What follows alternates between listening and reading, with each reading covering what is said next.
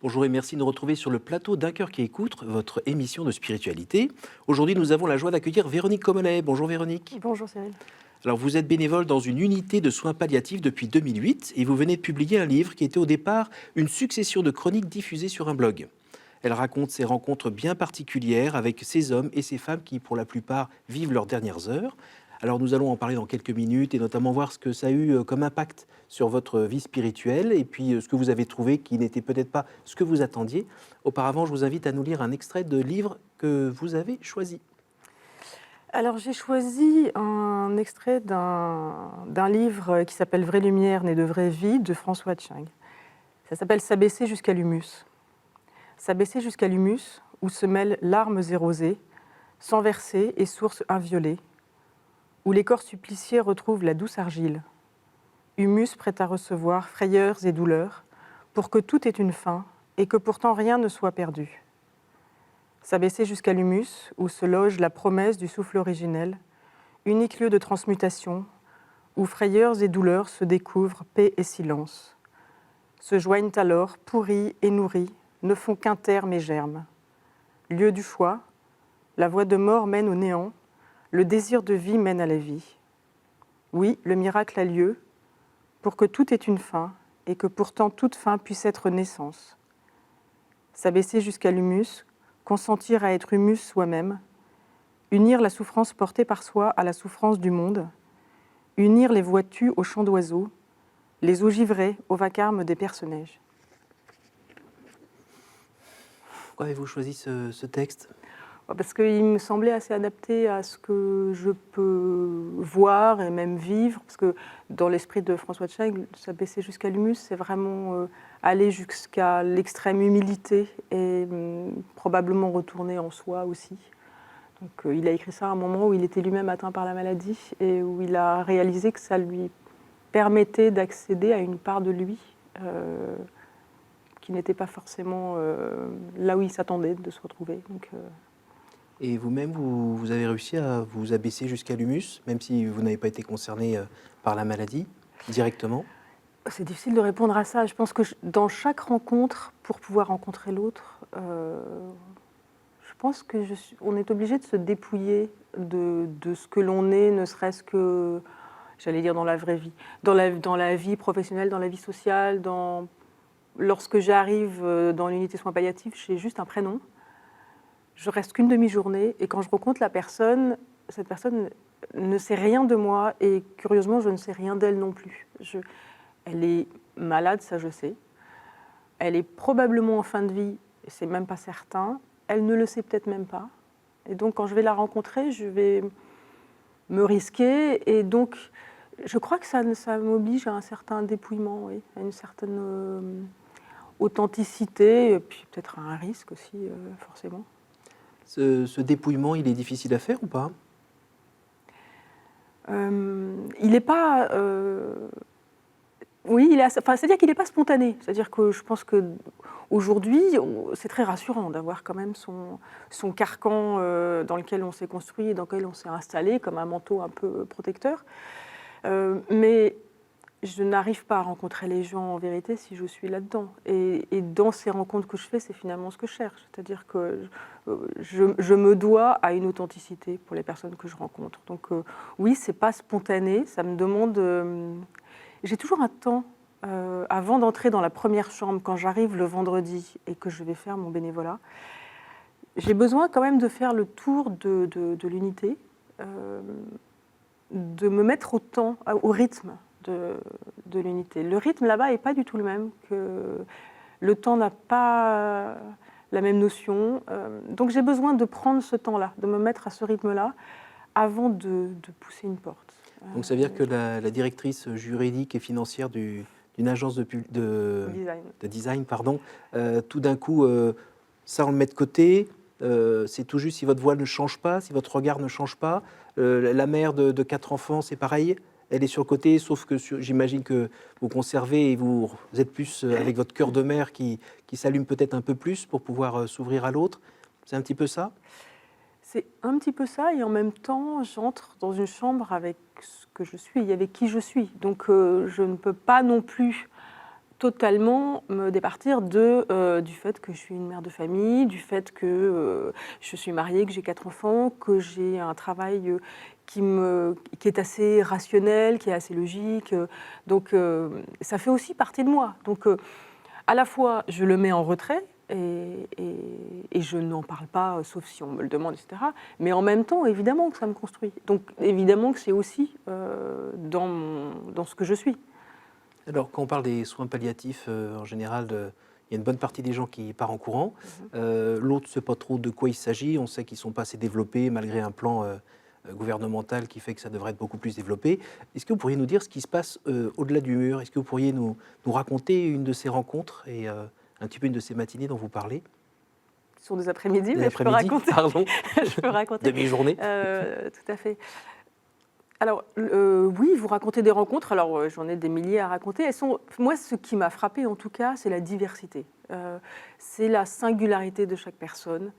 Et c'est la façon dont chaque personne est capable de vivre un moment qui pourrait paraître, et qui est d'ailleurs dans l'absolu insupportable, c'est-à-dire se dire que la vie va s'arrêter, soit en refusant de l'accepter, et donc en ayant une vision dans la vie, éternellement dans la vie. Et j'avais comme ça une femme qui était absolument merveilleuse, qui est restée 5 mois, qui m'a beaucoup marquée parce que c'était quelqu'un de très accueillant d'abord, ça c'est toujours agréable quand on va aller la voir. Et puis c'était quelqu'un de très rationnel. C'était une scientifique qui avait beaucoup voyagé et qui disait haut et fort qu'elle n'était pas du tout croyante, qu'elle croyait en rien. Et elle était très drôle parce qu'elle me disait, vous savez, le problème c'est que j'aime tellement la vie que je ne peux pas m'empêcher de vivre comme si j'étais immortelle. Elle me disait, je sais très bien que ça va s'arrêter. J'ai vu mon oncologue la semaine dernière, il m'a dit qu'on ne reprenait pas de chimio, je ne suis pas idiote, je sais où j'en suis. Mais il n'y a rien à faire, je ne peux pas. Et elle était drôle parce qu'elle me disait, en fait c'est difficile pour ma fille. Elle avait une fille et elle me disait, je sais que c'est difficile pour ma fille parce qu'elle aimerait bien qu'on puisse en parler. Mais moi, je ne peux pas. Voilà. Donc vous rencontrez des personnes comme ça qui ont... Et cette même personne, 2 mois plus tard, me disait, après m'avoir expliqué qu'elle croyait en rien, etc., elle me disait, mais de toute façon, je vais vite savoir, parce que je sens qu'il va venir me chercher.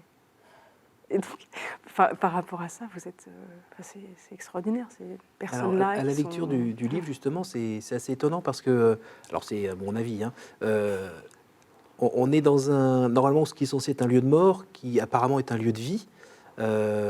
Bon, c'est émouvant parce que c'est vrai que on est quand même avec des gens qui sont en fin de vie, vraiment, avec la famille qui est autour, avec des âges différents, des situations maritales aussi différentes, une solitude notamment avec une personne apparemment de la rue qui est là aussi et qui veut voir personne, et on sent un drame personnel et une solitude immense. C'est tout ça à la fois? C'est tout ça à la fois, c'est-à-dire que finalement c'est la société telle qu'elle est à l'extérieur, mais qui se retrouve ici, donc concentrée dans un lieu très, très réduit. Et en tant que bénévole, j'ai l'opportunité de rencontrer chacune de ces personnes-là. Et dans l'unité, vous aurez dans une chambre une personne qui sera d'un milieu social peut-être très aisé, avec une famille nombreuse, avec des gens qui sont perpétuellement là pour l'accompagner, etc. Et la porte d'à côté, vous aurez quelqu'un qui sera dans une extrême précarité, qui sera abandonné, qui sera de la rue, et qui sera incapable de revenir à des relations, de retourner sur des relations. C'est très. Il y avait effectivement un homme comme ça qui était un homme de la rue, très certainement. Et j'avais entendu pendant les réunions de transmission, c'est-à-dire les réunions des soignants entre eux, à laquelle nous avons la possibilité d'assister, que les soignants exprimaient eux-mêmes cette difficulté à rentrer en relation avec cet homme qui refusait tout. Il refusait les soins, enfin tout devait être négocié, il refusait la toilette, il était dans une violence intérieure certainement et extérieure aussi. Et donc il y avait une des infirmières qui m'avait dit tu peux essayer, on ne sait jamais. Donc je m'étais risquée. Bon, je n'y suis pas arrivée. J'ai bien vu qu'il y avait, en fait, il y avait une peur. Et curieusement, il y avait une peur de part et d'autre. C'est-à-dire que je voyais bien que je n'arrivais pas à rejoindre cet homme, je ne trouvais pas les clés. Vous priez avant d'entrer dans une chambre? Je ne prie pas avant d'entrer dans une chambre. Avant de commencer la journée? Avant de rentrer dans mon bénévolat. C'est-à-dire que quand j'arrive à l'unité, il y a un lieu, il y a une petite chapelle qui est là. Et pour aller rejoindre la salle des bénévoles, je passe devant. Et donc, à chaque fois, c'est vrai que je prends un temps extrêmement court, je suis toujours en retard, mais je prends quand même un temps pour prier, puis pour demander, en fait, de trouver les bons mots et la bonne distance. Voilà. C'est difficile de savoir ce que l'autre attend.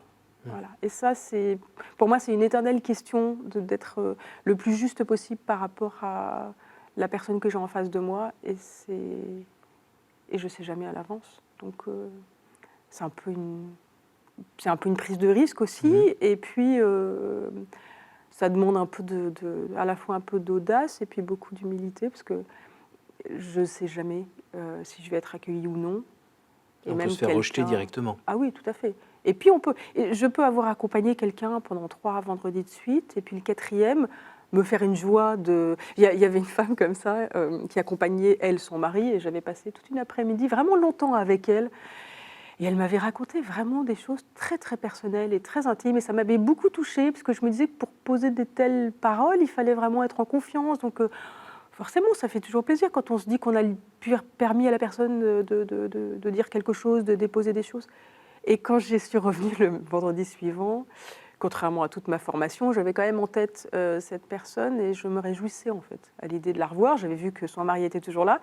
Et quand je suis entrée dans la chambre, alors bien sûr, je ne lui ai pas dit « vous me reconnaissez, j'étais là la semaine dernière ». Je me suis présentée comme je fais d'habitude, je m'appelle Véronique, je fais partie de l'équipe des bénévoles. Et cette personne me dit « oui, vous êtes nombreux, je crois que je ne vous ai jamais rencontrés ». Et je me suis dit voilà, au moins tu retournes à ta place. J'étais là vendredi dernier à un moment où elle avait besoin de parler. Et ce n'était pas moi, ma personne, qu'elle avait besoin de rencontrer. C'était simplement un espace de parole que je lui ai permis en entrant. Mais ce n'était pas moi. Et je trouve que ça, c'est très précieux de se dire ça dans ce sens-là et puis aussi dans l'autre. C'est-à-dire qu'il y a certaines personnes qui me mettent en difficulté, et notamment les jeunes. Voilà, les enfants qui ont l'âge des miens, oui. Être confrontés être confrontés à la douleur de leur mère que je peux ressentir vraiment profondément. Je sais que je suis fragile sur ce domaine-là. Et c'est pareil, le fait de savoir qu'il y a d'autres bénévoles qui passeront derrière, le lendemain, la veille, ça me laisse une liberté que je prends, parce que si moi je suis fragilisée en rencontrant cette jeune, je ne serai pas à ma place, je ne ferai pas un accompagnement bien. Alors, qu'est-ce que vous faites là Pourquoi vous êtes allé donner votre temps à cet endroit-là? Souvent, on dit que les personnes qui sont bénévoles et qui vont travailler dans certains services comme ça, c'est parce qu'elles-mêmes, elles ont été plus ou moins à un moment concernées. C'est le cas? Alors, j'ai été concernée curieusement pas par l'accompagnement. C'est-à-dire qu'en fait, j'ai été confrontée à une mort brutale. Et ça m'a questionnée sur ce temps, justement. Je me suis retrouvée comme ça avec la fulgurance de l'annonce et puis des au revoir pas posés, et puis le manque de ce temps-là. Et même si j'ai tout à fait conscience que c'est un temps qui est très douloureux, qui est un temps difficile pour les familles et même pour les personnes à accompagner, et que pour beaucoup de gens, la mort parfaite, c'est comme ça, je ne me réveille pas et j'ai rien prévu.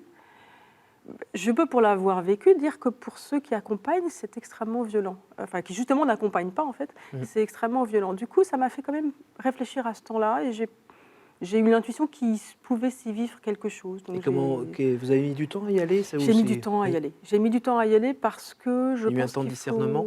Il y a un temps de discernement. J'ai lu des différents livres. J'ai lu notamment La mort intime de Marie Henzel qui dit quand même assez bien ce qui se passe dans les chambres. Et puis, il se trouve que je suis une famille nombreuse, donc j'ai été à côté d'un de mes oncles qui était pratiquement en fin de vie, et je me suis trouvée bien là. Voilà. Je me suis dit, je peux être là, j'ai l'impression que ça fait plaisir à la personne. Je trouve que cet espace-là, entre deux personnes, l'une vulnérable et l'autre qui la rejoint, est un lieu, un espace dans lequel je me sens bien. Donc je suis entrée comme ça. On entend bien depuis le début, vous dites que vous êtes bénévole, sous-entendu, vous n'êtes pas aumônier, c'est volontaire. Tout à fait, c'est-à-dire que Déjà, je crois que les demandes, c'est assez particulier, mais je crois que c'est de l'ordre de 10% la demande d'accompagnement religieuse, vraiment religieuse, pour des personnes qui sont dans des USP, qui sont en fin de vie. Donc, et puis, lorsque vous faites un accompagnement en tant que bénévole, et il y a des bénévoles d'aumônerie, donc en tant qu'aumônerie, vous rencontrez des personnes qui ont une demande particulière. Vous arrivez avec un statut, c'est pas tout à fait le bon mot, mais en tout cas, dans un projet. Dans un Donc c'est projet quelqu'un de qui vous rencontre. appelle, Oui. alors que vous allez voir, vous faites toc toc, coucou. Voilà, moi j'entre, je rencontre tout le monde, ou personne. Après, ça dépend si les gens veulent me voir ou non. Mais, et puis la dernière chose aussi, c'est que je ne suis pas au niveau. Je veux dire, je pense que les personnes qui ont un questionnement religieux, c'est tellement vertigineux, ce questionnement, qu'il faut, à mon avis, quand même être Vraiment formé. vraiment très formé, et puis très armé, et puis peut-être avoir soi-même des réponses très posées. Je ne suis pas sûre d'avoir des réponses très Vous posées. êtes encore dans les questions très posées? Je suis en questionnement permanent. Enfin oui, moi j'ai pas du tout, je suis très, très admirative et presque envieuse des gens qui ont une foi sereine, qui ont une foi... moi j'ai une foi très questionnée, j'ai une foi très bousculée. Donc, Alors cette fois questionnée, bousculée, quand elle va se plonger une demi-après-midi, non, une demi-journée décidément, là-bas, elle est secouée encore. Vous avez trouvé des réponses? Vous avez eu d'autres questions? elle chemine. Elle chemine. Je ne peux pas dire que j'ai trouvé des réponses. Ce dont je suis sûre, en tout cas, c'est qu'il y a une part de spiritualité dans chaque homme. Ça, c'est sûr. Mais très honnêtement, j'ai entendu des questionnements spirituels magnifiques auprès de personnes qui disaient ne croire à rien. J'ai entendu des doutes et des angoisses terribles auprès de personnes totalement croyantes, pratiquantes. J'ai pas de réponse par rapport à ça. Je crois que je peux rencontrer quelqu'un qui est très pratiquant et qui me dit voilà, je suis sereine, je sais que je suis sereine. Il y avait une femme qui était merveilleuse, qui avait un sourire mais lumineux, et quand on lui demandait d'où lui venait ce sourire, elle disait mais il faut quand même que je signifie au Christ que je suis heureuse d'aller le rejoindre. Donc quand vous entendez ça, c'est magnifique. Mais rien ne me dit que quand elle sera juste au moment du passage, cette sérénité restera. Je lui souhaite. Maintenant, je crois que c'est tellement mystérieux ce qui se passe. Voilà, pour avoir assisté certaines personnes au moment de la mort, je suis quand même frappée du mystère de ce qui se passe avec cette personne qui est... Qu'est-ce que vous avez vu? Qu'est-ce que vous avez ressenti dans ces moments-là? J'ai ressenti Alors, souvent, c'est des temps que j'accompagne en présence silencieuse, c'est-à-dire que ce sont des personnes qui sont... Alors, à l'unité, les médecins, enfin, les soignants appellent ça précaire, donc en situation précaire, c'est-à-dire qu'ils sentent bien à des signes cliniques, etc., que la personne va mourir. Et on essaie de ne pas laisser cette personne seule. Et ça aussi, c'est toujours très délicat, parce que peut-être qu'elle a envie d'être seule, donc c'est un vrai questionnement. Mais D'où notamment le silence? Alors, d'où notamment le silence. Mais et la puis, présence, quand même, et puis vous racontez souvent ce contact, prendre la main? pas toujours. Quand c'est Non, possible? en présence silencieuse, je prends très rarement la main. Je signifie de ma présence, souvent en touchant le haut du bras ou l'épaule, parce que le toucher, c'est le dernier sens qui reste, de ce qu'on m'a expliqué. Donc je me dis, au moins, si la personne est encore un peu là, elle peut sentir une présence. Et puis, naïvement, je me dis que si au moment de partir, la personne a un instant de conscience et sent un lien d'humanité, quand même au moment du départ, et ben... Voilà, j'ose espérer que ça lui apporte quelque chose. Et c'est vrai que dans ces moments-là, ça pourrait paraître un temps très, très, très doux. En fait, j'ai l'impression, je sors de ces moments épuisée. Parce que d'abord, je me dois d'être très présente à la personne. C'est-à-dire que comme je ne lui parle pas, ou très peu, que je ne sais pas vraiment où elle est, j'ai quand même besoin de faire cet effort d'attention à la personne, peut-être d'accompagnement vraiment. Quelquefois, je me sens tellement fatiguée quand je sors que je me dis c'est pas possible, elle s'est servie de moi pour pour passer. Et puis voilà, et puis j'espère que quelqu'un est allé la chercher de l'autre côté. Et dans ces moments-là un petit peu particuliers quand même, qui ne représentent pas tout l'après-midi, je pense, Non, du tout. à ce moment-là, il y a de temps en temps un peu le bon Dieu qui passe, ou des prières qui passent un peu rapidement, ou qui fait que vous n'êtes pas toute seule comme ça à côté d'un autre être humain en train de faire le grand voyage. Alors j'espère qu'il y a le bon Dieu qui passe, ouais. J'espère qu'il passe, je ne peux pas vous dire que je le croise, je ne sais pas. Mais après, pour ce qui est de la prière, alors il y a des chambres dans lesquelles je rentre et dans lesquelles je vois un chapelet, des signes qui prouvent que cette personne est effectivement croyante, pratiquante et que la religion l'accompagne. Dans ces chambres-là, il m'arrive de temps en temps de prier, mais c'est même pas systématique. Voilà. Dans les chambres où je ne vois rien, pour moi, ça relève aussi du respect de la personne. Surtout à ce moment-là. Voilà, de ne pas prier. Ça ne veut pas dire que je ne porterai pas cette personne plus tard, mais à ce moment-là, mon souci et mon attention, elle est vraiment focalisée sur la personne. Et puis aussi de regarder ce que je décèle de ce qu'elle vit. Et si je vois, par exemple, que son visage a l'air de se crisper, qu'elle montre des signes d'inconfort, etc., je vais aller dire aux soignants que je trouve que... Voilà. Et d'ailleurs, très souvent, les soignants passent. Ils viennent voir comment je suis moi, et puis comment est la personne, et puis comment ça se passe. Donc c'est ensemble qu'on accompagne. Moi, j'ai la chance, entre guillemets, d'avoir du temps. Les soignants ont moins cette chance, mais ils accompagnent aussi. Et puis souvent, ils viennent avec moi. De temps en temps, ils passent 5 minutes, 10 minutes, ils parlent aux malades, ils lui disent, voilà, vous avez Véronique qui est avec vous.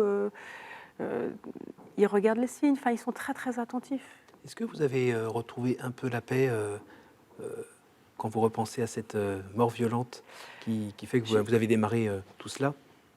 Oui, j'ai retrouvé, enfin je ne sais pas si j'ai retrouvé la paix, en tout cas j'ai retrouvé une forme de paix, j'ai accepté aussi. C'est un bénévolat qui apprend beaucoup sur soi aussi, parce que ça apprend à ne pas avoir de réponse.